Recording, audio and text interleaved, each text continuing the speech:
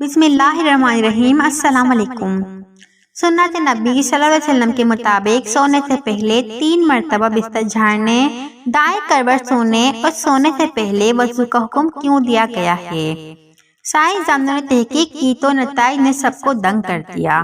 ایسی بات کہہ دی کہ آپ بھی بے اختیار سبحان اللہ کے اٹھیں گے۔ اسلام ایک مکمل ضابطۂ حیات ہے جس میں زندگی کے ہر پہلو سے متعلق رہنمائی موجود ہے، اور ہمارے پیارے نبی کریم صلی اللہ علیہ وسلم نے آج سے 1400 سال قبل جو سنت اختیار کی تھی اور ان پر عمل پیرا ہونے کا حکم دیا تھا، آج سائنسدان بھی ان احکامات کو درست تسلیم کر رہی ہے۔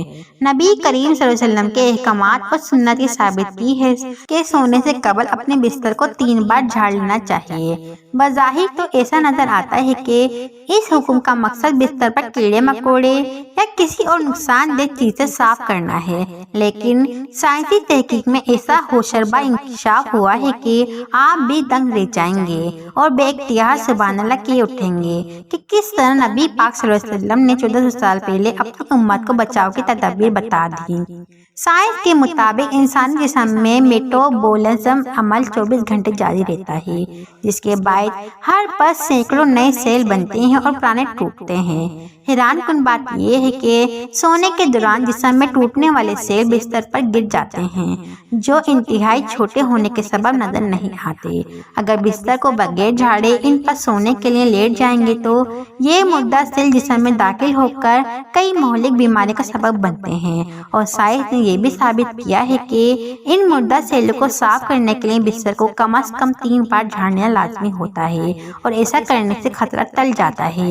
نبی کریم صلی اللہ علیہ وسلم نے سوتے ہوئے دائیں کروٹ پر لیٹنے کا حکم بھی دیا ہے، اور اس سمن میں سائنس کا کہنا ہے کہ ایسا کرنے سے دل پر دباؤ کم پڑتا ہے، جس کے باعث دل صحیح بہتر طریقے سے کام کرتا ہے، اور سونے کے دوران بھی جسم پورے خون کی سپلائی بہترین انداز میں ہوتی ہے، جبکہ دل کے دورے کے خطرات بھی کم ہو جاتے ہیں۔ اس کے علاوہ دائیں کروٹ پر سونے سے معدہ بھی اوپر کی جانب ہوتا ہے، اور اس سے رات میں کھائی جانے والی غذا کو ہضم کرنے میں آسانی ہوتی ہے۔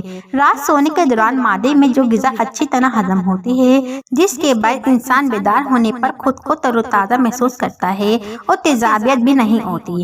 ہمارے پیارے نبی صلی اللہ علیہ وسلم کے احکامات کے مطابق سونے سے قبل باوضو ہو کر سونے کا حکم دیا گیا ہے۔ عشاء کی نماز سے قبل دانتوں کو مسواک کرنے یا برش کرنے اور پھر باوضو حالت میں سونے کا حکم موجود ہے۔ السلام علیکم۔